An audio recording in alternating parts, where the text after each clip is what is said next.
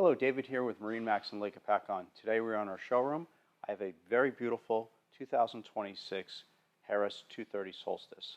This is a white and black boat with the chestnut interior. There's the tri-tune with 27-inch tunes.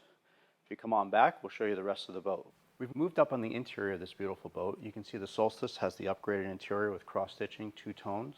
There's storage under every seat. Of course, fancy armrests that come all the way down. Large in-floor storage underneath.